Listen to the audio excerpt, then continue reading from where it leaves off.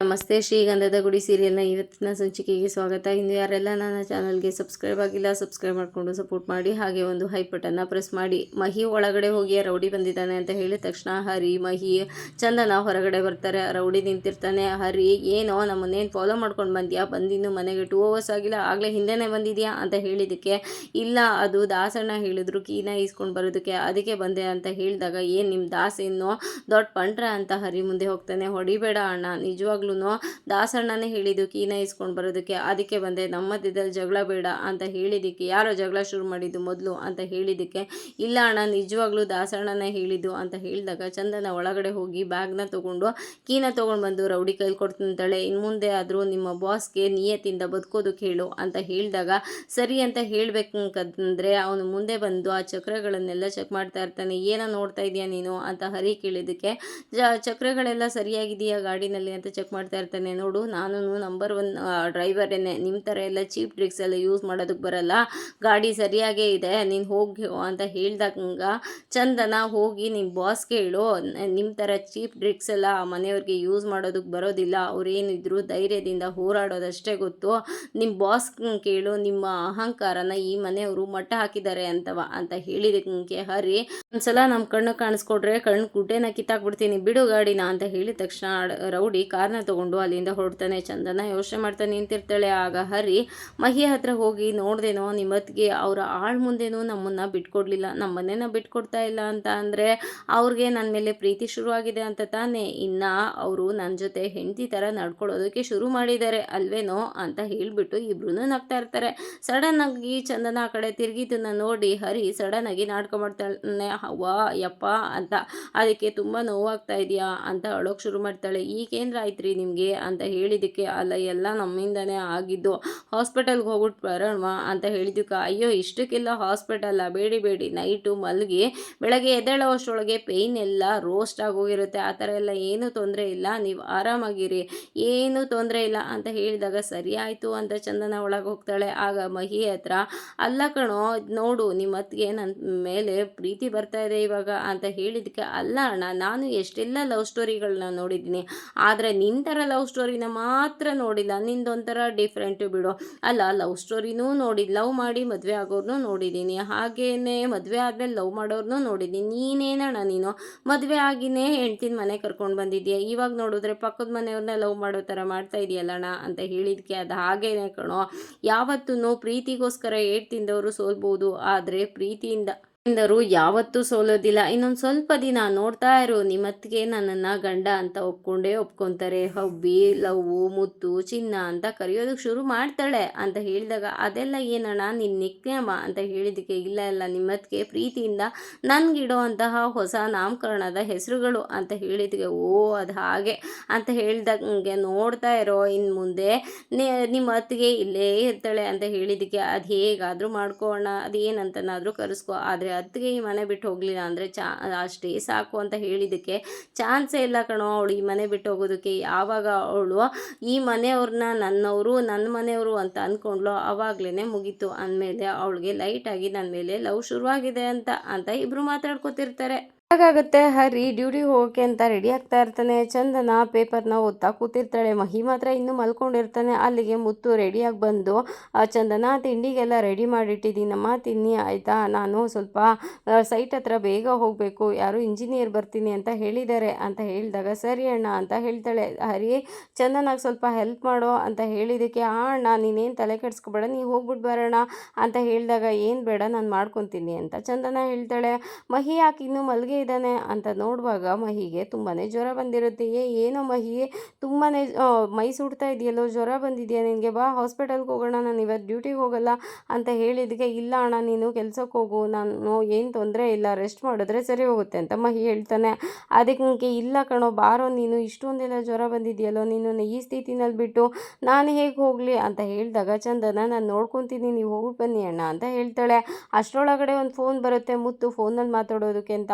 ಅಮಿತ್ ಅಂತ ಹೊರಗಡೆ ಹೋಗ್ತಾರೆ. ಆಗ ಹರಿ, ಅದು ನಿಮ್ಮ ಕೈಯಲ್ಲೇನೋ ಪೇಪರ್ ಇದೆ, ಏನು ಮಾಡ್ತಾ ಇದ್ದೀರಾ? ಓ, ಪದಬಂಧ ಬಿಡಿಸ್ತಾ ಇದ್ದೀರಾ ಅಂತ ಚಂದನ ಹತ್ರ ಕೇಳ್ತಾನೆ. ಅದಕ್ಕೆ ಇಲ್ಲ, ಎಲ್ಲೆಲ್ಲೆಲ್ಲ ಕೆಲಸ ಖಾಲಿ ಇದೆ ಅಂತ ಮಾರ್ಕ್ ಮಾಡ್ಕೊತಾ ಇದ್ದೆ ಅಂತ ಹೇಳಿದ್ಗೆ, ಓ ಹೌದಾ, ಕೆಲಸನ ಇಲ್ಲೇ ಅಪ್ಲೈ ಮಾಡ್ತಾ ಇದ್ದೀರಾ ತಾನೇ ಅಂತ ಹೇಳಿದಾಗ ಚಂದನ, ಇಲ್ಲ ಮಂಗಳೂರಲ್ಲಿ ಅಪ್ಲೈ ಮಾಡ್ತಾ ಇದ್ದೀನಿ ಅಂತ ಹೇಳ್ತಾಳೆ. ಮಂಗಳೂರಲ್ಲ, ಅಷ್ಟೊಂದು ದೂರನ, ಯಾಕ್ರಿ ಅಂತ ಕೇಳಿದ್ದಕ್ಕೆ, ಅಲ್ಲ ರೀ, ನಾನು ಇಲ್ಲೇ ಇದ್ದೀನಿ ಅಂದಮೇಲೆ ಇಲ್ಲಿ ತಾನೇ ಅಪ್ಲೈ ಮಾಡ್ತೀನಿ, ಅಲ್ಲಿ ಯಾಕೆ ಹೋಗಿ ಅಪ್ಲೈ ಮಾಡಲಿ ಅಂತ ಹೇಳ್ತಾಳೆ. ಸರಿ ಅಂತ ನೋಡುವಷ್ಟರೊಳಗಡೆ ಮುತ್ತು ವಾಪಸ್ ಬಂದು, ನಾನು ಕೆಲ್ಸಕ್ಕೆ ಹೋಗಲ್ಲ, ಬಾ ಮಹಿ ಹಾಸ್ಪಿಟಲ್ಗೆ ಹೋಗೋಣ ಅಂತ ಹೇಳಿದ್ದಕ್ಕೆ, ಇಲ್ಲ ಅಣ್ಣ, ನಾನು ರೆಸ್ಟ್ ಮಾಡಿದ್ರೆ ಸರಿ ಹೋಗುತ್ತೆ, ನೀ ಹೋಗೋಣ ಅಂತ ಫೋರ್ಸ್ ಮಾಡ್ತಾರೆ. ಆವಾಗ ಚಂದನ ಕೂಡ, ನಾನು ನೋಡ್ಕೊತೀನಿ ಅಣ್ಣ, ಆ ಥರ ಏನಾದರೂ ಇದ್ದರೆ ನಾನು ಟ್ಯಾಬ್ಲೆಟ್ ಕೊಡ್ತೀನಿ, ಇವಾಗ ಅಷ್ಟೇ ಜ್ವರ ಶುರುವಾಗಿದೆ, ಅವ್ನು ರೆಸ್ಟ್ ಮಾಡಿದ್ರೆ ಸರಿ ಹೋಗುತ್ತೆ, ನೀವು ಹೋಗಿ ಅಣ್ಣ ಅಂತ ಹೇಳಿದ್ದು. ಸರಿ ಆಯಿತು, ಹುಷಾರು, ಮನೆ ಕಡೆ ಹುಷಾರು ಕಂಡ್ರು ಹರಿ, ಅಲ್ಲಿ ಚಂದನಾಗ ಸ್ವಲ್ಪ ಹೆಲ್ಪ್ ಮಾಡು ಅಂದ್ಬಿಟ್ಟು ಮುತ್ತು ಅಲ್ಲಿಂದ ಹೊರಟೋಗ್ತಾರೆ. ಸರಿ ಆಯ್ತು, ಏನಾದರೂ ಬೇಕಾದರೆ ನನಗೆ ಕೇಳಿ, ಹಾಸ್ಪಿಟಲ್ಗೆ ಕರ್ಕೊಂಡು ಹೋಗೋಣವಾ ಮಹಿನಾ ಅಂತ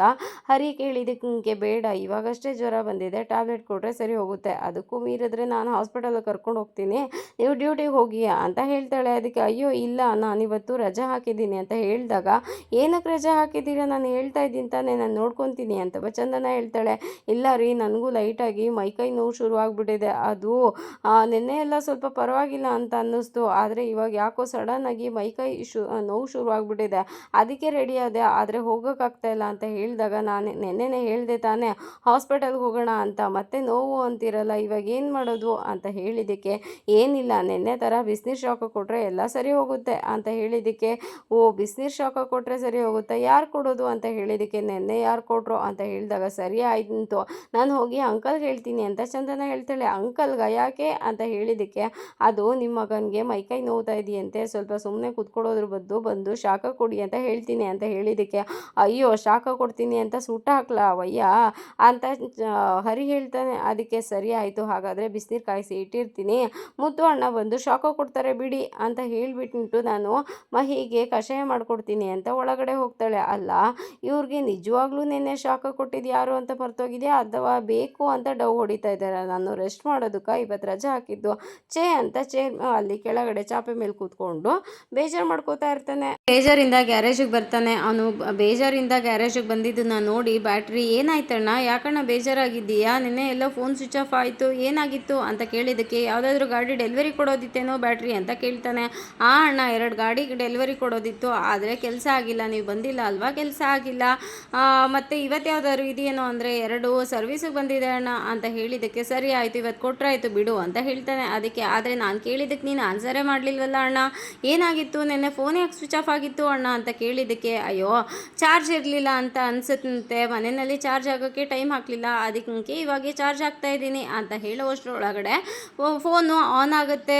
ಮೆಸೇಜ್ ಮೇಲೆ ಮೆಸೇಜು ತುಂಬಾ ಬರ್ತಾ ಇರುತ್ತೆ. ಏನಣ್ಣ ಇದು, ಇಷ್ಟೊಂದು ಮೆಸೇಜ್ ಬರ್ತಾ ಇದೆ, ನೀನು ಇಲ್ಲ ಅಂತ ಅಂದ್ಬಿಟ್ಟು ಇಷ್ಟೊಂದು ಮೆಸೇಜ್, ಒಂದಿನ ನೀನು ಫೋನು ರಿಸೀವ್ ಮಾಡಿಲ್ಲ ಅಥವಾ ಫೋನ್ ಸ್ವಿಚ್ ಆಫ್ ಆಗಿದೆ ಅಂತ ಇಷ್ಟೆಲ್ಲ ಮೆಸೇಜ್ ಯಾರ್ದಣ್ಣ, ಅದು ರಿಪ್ಲೈ ಮಾಡೋಣ ಅಂತೂ ತುಂಬ ಬೇಜಾರು ಮಾಡ್ಕೊಂಡಿದ್ಲು ಅಣ್ಣ.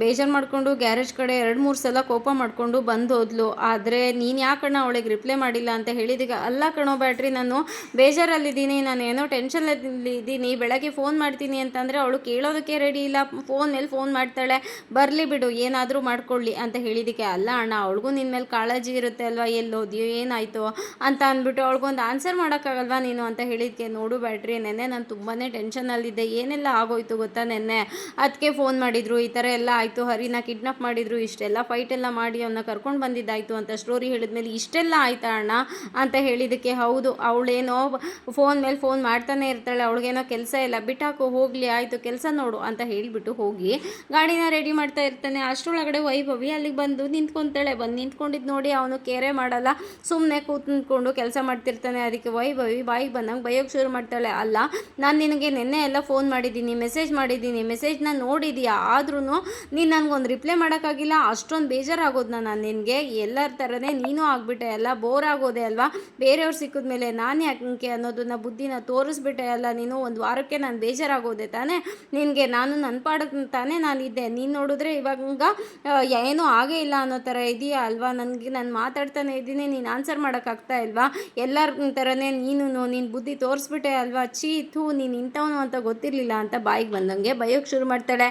ಇಲ್ಲಿ ಕಂಟಿಗೆ ತುಂಬಾ ಕೋಪ ಬಂದು ಎದ್ದು ನಿಂತ್ಕೊಂಡು, ಏನೇ ನಿನ್ನ ಪ್ರಾಬ್ಲಮ್ಮು, ನಿನಗೆ ಫೋನ್ ಮಾಡೋಕ್ಕಾಗೋದಿಲ್ಲ, 24 ಗಂಟೆ ಟೈಮ್ ನಿನ್ನ ಜೊತೆ ಮಾತಾಡಿಕೊಂಡು ಕೂತ್ಕೊಳ್ಳೋದಕ್ಕೆ ಆಗೋದಿಲ್ಲ, ನನ್ನ ಕಷ್ಟ ಇದೆ ಅಂತ ಅಂದಾಗ ನೀನು ಅರ್ಥ ಮಾಡಿಕೊಂಡ್ರೆ ಬಚಾವ್, ಇಲ್ಲ ಅಂತಂದರೆ ಆಗೋದಿಲ್ಲ, ನನಗೆ ಇಷ್ಟೊಂದೆಲ್ಲ ಕಷ್ಟಪಟ್ಕೊಂಡು ನಿನ್ನ ಜೊತೆ ಮಾತಾಡಬೇಕು ಇರಬೇಕು ಅನ್ನೋ ಸಂಬಂಧನೇ ನನಗೆ ಬೇಕಾಗಿಲ್ಲ. ನೆನ್ನೆ ನಾನು ಹೇಳಿದೆ ತಾನೇ ನಿನಗೆ, ನಾನು ಟೆನ್ಷನಲ್ಲಿದ್ದೀನಿ, ನಾನು ಬೆಳಗ್ಗೆ ಫೋನ್ ಮಾಡ್ತೀನಿ ಮಲ್ಕೋ ಅಂತ. ಅದನ್ನು ಬಿಟ್ಟು ನೀನು ಎದ್ದು ಕೂತ್ಕೊಂಡಿದ್ರೆ ಅದು ನಿನ್ನ ಪ್ರಾಬ್ಲಮ್ಮೇ ಹೊರತು ನನ್ನ ಪ್ರಾಬ್ಲಮ್ ಅಲ್ಲ. ಹೋಗ್ತಾ ಇರೋ ಇವಾಗ ಇಲ್ಲಿಂದ ಅಂತ ಹೇಳಿದ್ದಕ್ಕೆ, ನನ್ನನ್ನೇ ಹೋಗು ಅಂತೀಯಾ ಅಂತ ವೈಭವಿ ಹೇಳ್ತಾಳೆ. ಹೌದು, ಹೋಗು ಅಂತೀನಿ, ಗೆಟ್ ಔಟ್ ಇಲ್ಲಿಂದ.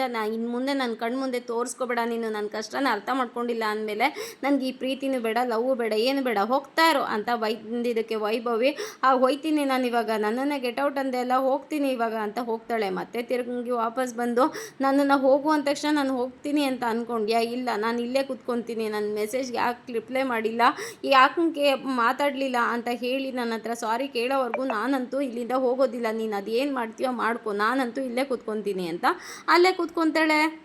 ಎಂದಿನಂತೆ ಅವ್ರ ಅಣ್ಣನಿಗೆ ಊಟನ ತೊಗೊಂಡು ಬಂದಿರ್ತಾಳೆ. ಅವ್ರ ಅಣ್ಣ ಮತ್ತು ಅವಳು ಇಬ್ಬರೂ ಊಟ ಕೂತಿರ್ತಾರೆ. ಮುತ್ತುನು ಅಲ್ಲಿಗೆ ಊಟನ ತೊಗೊಂಡು ಬರ್ತಾರೆ. ಊಟ ಕೂತ್ಕೊಳ್ಳಿ ಅಂತ ಹೇಳಿದಾಗ ಕೂತ್ಕೊತೀನಿ ಅಂತ ಕೂತ್ಕೊತಾರೆ. ಅವರು ಅಮಿತ್ ಬಾಯಿ ಅದು ಮುತ್ತು ಬಾಯಿಗೂ ಊಟ ಹಾಕ್ಕೊಡು ಅಂತ ಹೇಳಿದ್ದಕ್ಕೆ, ಇಲ್ಲ ನಾನು ತೊಗೊಂಡು ಬಂದಿದ್ದೀನಿ ಅಂತ ಹೇಳ್ತಾರೆ. ಇಲ್ಲ ಪರವಾಗಿಲ್ಲ ತೊಗೊಳ್ಳಿ ಅಂತ ಹೇಳಿದಾಗ, ಸರಿ ಏನು ಸ್ಪೆಷಲ್ಲು ಅಂತ ಹೇಳಿದ್ದಕ್ಕೆ, ಏನೋ ಪಲಾವ್ ಅಂತ ಹೇಳ್ತಾರೆ. ಸರಿ ಆಯಿತು, ನಾನು ತಂದಿದ್ದೀನಿ ಇರಿ, ನಾನು ಹಾಕ್ಕೊಡ್ತೀನಿ ಅಂತ ಅಂದ್ಬಿಟ್ಟು ಹಾಕ್ಬಿಟ್ಟು ಮಹಿಮಾ ಕೊಡ್ತಾರೆ. ಪರವಾಗಿಲ್ಲ ಅಂತ ಹೇಳಿದಕ್ಕೆ, ಇಲ್ಲ ತಗೊಳ್ಳಿ ಅಂತ ಹೇಳಿದಾಗ ಅಮಿತ್ ಬಾಯು ಹೇಳ್ತಾರೆ ತಗೋ ಅಂತ. ಸರಿ ಅಂತ ಕೇಳಿದಕ್ಕೆ, ಏನಿದು ಅಂತ ಹೇಳಿದಾಗ, ಅದು ಬೆಂಡೆಕಾಯಿ ಗೊಜ್ಜು ಚಪಾತಿ ಅಂತ ಹೇಳ್ತಾರೆ. ಏನು ಅಂತ ಹೇಳಿದಕ್ಕೆ, ಅದು ಬೆಂಡೆಕಾಯಿ ಪಲ್ಯ ಅಂತ ಹೇಳು ಅಮಿತ್ ಬಾಯ್ ಅಂತ ಹೇಳಿದಕ್ಕೆ, ಬೆಂಡೆಕಾಯಿ ಅಂತ ಹೇಳ್ತಾರೆ. ತಿನ್ನೋಡಿ ಹೇಗಿದೆ ಅಂತ ಹೇಳಿದಕ್ಕೆ, ತಿನ್ನೋಡ್ಬಿಟ್ಟು ಬಹುತ್ ಅಚ್ಚಾ ಹೇ ಅಂತ ಹೇಳ್ತಾರೆ. ಸರಿ ಯಾರು ಮಾಡಿದ್ದು ಅಂತ ಮಹಿಮಾ ಕೇಳ್ತಾಳೆ. ಅದಕ್ಕೆ ನಾನೇ ಮಾಡಿದ್ದು ಅಂತ ಹೇಳಿದಾಗ, ವೈಫ್ ಇಲ್ವಾ ನಿಮ್ಮ ವೈಫ್ ಅಂತ ಕೇಳಿದಾಗ ಮುತ್ತುಗೆ ತುಂಬಾ ಬೇಜಾರಾಗುತ್ತಂತೆ. ಅಂದ್ರ ಮಧ್ಯದಲ್ಲಿ ಅವಳು ಮಾತಾಡೋದು ಇವ್ರಿಗೆ ಅರ್ಥ ಆಗಲ್ಲ, ಇವ್ರು ಮಾತಾಡೋದು ಅವ್ರಿಗೆ ಅರ್ಥ ಆಗಲ್ಲ. ಅಮಿತ್ ಬಾಯ್ ಮಧ್ಯದಲ್ಲಿ ಕಾನ್ವರ್ಸೇಷನ್ನ ಮುಂದುವರಿಸ್ತಾರೆ. ಮಹಿನ ನೋಡ್ಕೊತಾ ಇರ್ತಾಳೆ. ಆದರೆ ಮಹಿಗೆ ಜ್ವರ ಕಮ್ಮಿ ಆಗೋದೇ ಇಲ್ಲ, ತುಂಬಾ ಜ್ವರ ಜಾಸ್ತಿ ಆಗಿರುತ್ತೆ. ಅಯ್ಯೋ ಮಹಿ ತುಂಬಾ ಜ್ವರ ಜಾಸ್ತಿ ಆಗಿದೆಯಲ್ಲೋ, ಇರು ಬರ್ತೀನಿ ಅಂತ ಹೇಳಿ ಹೊರಗಡೆ ಬಂದು ನಟರಾಜ್ ಅವರು ಪೇಪರ್ ಓದ್ತಾ ಕೂತಿರ್ತಾರೆ. ಏನಿದು ಈ ಥರ ಸುದ್ದಿ ಇದೆ, ಮಾವ ಮಾತು ಕೇಳಲ್ಲ ಅಂತ ಮುರಿದ ಸೊಸೆನ, ಈ ಥರ ಸೊಸೆನೂ ಇರ್ತಾರ, ಅಯ್ಯೋ ದೇವ್ರೆ ಅಂತ ಯೋಚನೆ ಮಾಡ್ತಿರ್ತಾರೆ. ಅಷ್ಟರೊಳಗಡೆ ಚಂದನ ಬಂದು, ಅಂಕಲ್ ನಿಮ್ಮಿಂದ ಒಂದು ಹೆಲ್ಪ್ ಆಗಬೇಕಿತ್ತು ಅಂತ ಹೇಳಿದ್ದಕ್ಕೆ, ಅದು ಏನಮ್ಮ ಅಂತ ಕೇಳಿದಾಗ, ಅದು ಮಹಿಗೆ ಜ್ವರ ಜಾಸ್ತಿ ಆಗಿದೆ ಅಂಕಲ್, ಟ್ಯಾಬ್ಲೆಟ್ ತಂದು ಕೊಡಿ ಅಂತ ಹೇಳಿದ್ದಕ್ಕೆ, ಅಯ್ಯೋ ಅದಕ್ಕೆಲ್ಲ ಟ್ಯಾಬ್ಲೆಟ್ ತೊಗೊತಾರೆ ನಮ್ಮ, ಒಂದು ಒದ್ದೆ ಬಟ್ಟೆನ ಹೋಗಿ ಇಡೋಗು ಎಲ್ಲ ಕಮ್ಮಿ ಆಗುತ್ತೆ ಅಂತ ಹೇಳಿದ್ದಕ್ಕೆ, ಅದು ನಿಮ್ಮ ಕಾಲ ಮುಗ್ದೋಯ್ತು ಅಂಕಲ್, ಇವಾಗ ಚಿಕ್ಕ ಪುಟ್ಟ ಜ್ವರ ಬಂದ್ರೂ ಭಯ ಆಗುತ್ತೆ, ಇವಾಗ ಏನು ನೀವು ಹೆಲ್ಪ್ ಮಾಡ್ತೀರೋ ಇಲ್ವೋ ಅಂತ ಹೇಳಿದ್ದಕ್ಕೆ, ಅಲ್ಲಮ್ಮ ನೀನು ಬಿಲ್ಡಿಂಗ್ ಕಟ್ಟೋಳ್ತಾನೆ, ಅಂಥದ್ರಲ್ಲಿ ಇವಾಗ ಡಾಕ್ಟ್ರ್ ಕೆಲಸ ಯಾವಾಗ ಶುರು ಮಾಡಿದೆ ಅಂತ ಹೇಳಿದ್ದಕ್ಕೆ, ಇವಾಗ ಹೋಗಿ ತೊಗೊಂಡು ಬರ್ತೀರೋ ಇಲ್ವೋ ಅಂಕಲ್ ಅಂತ ಕೇಳ್ತಾಳೆ. ಅದಕ್ಕೆ ಸರಿ ಆಯಿತು ತೊಗೊಂಡು ಬರ್ತೀನಿ, ಇನ್ನೇನಾದರೂ ಬೇಕಾ ಅಂತ ಹೇಳಿದ್ದಕ್ಕೆ, ಮನೆಗೆ ಟೀ ಪೌಡರು ಎಲ್ಲ ಬೇಕು ಇರಿ, ದುಡ್ಡು ತಂದು ಕೊಡ್ತೀನಿ ಅಂತ ಹೇಳಿದ್ದಕ್ಕೆ, ನಿನ್ನ ಹತ್ರ ದುಡ್ಡು ಜಾಸ್ತಿ ಇದೆ ಅಂತ ನನಗೆ ಗೊತ್ತು, ನೀನೇನೇ ಸೇಫ್ಟಿಯಾಗಿ ಬ್ಯಾಂಕಲ್ಲಿ ಇಟ್ಕೋ, ನಾನು ಹೋಗಿ ತೊಗೊಂಡು ಬರ್ತೀನಿ ಅಂತ ಅವರು ಹೋಗ್ತಾರೆ. ಇತ್ತು ಇವತ್ತಿನ ಸಂಚಿಕೆ. ಈ ಸಂಚಿಕೆ ಇಷ್ಟ ಆಗಿದ್ರೆ ಒಂದು ಲೈಕ್ ಕೊಟ್ಟು ಶೇರ್ ಮಾಡಿ, ಕಮೆಂಟ್ ಬಾಕ್ಸಲ್ಲಿ ಕಮೆಂಟ್ ಮಾಡಿ ತಿಳಿಸಿ ಹೇಗಾಗಿತ್ತು ಇವತ್ತಿನ ಸಂಚಿಕೆ ಅಂತ. ಮುಂದಿನ ಸಂಚಿಕೆಯಲ್ಲಿ ಸಿಗೋಣ, ಅಲ್ಲಿವರೆಗೂ take care, bye, thank you. ಹಾಗೆ ಒಂದು ಹೈಪ್ ಕೊಡೋದನ್ನು ಮಾತ್ರ ಮರಿಬೇಡಿ. Thank you.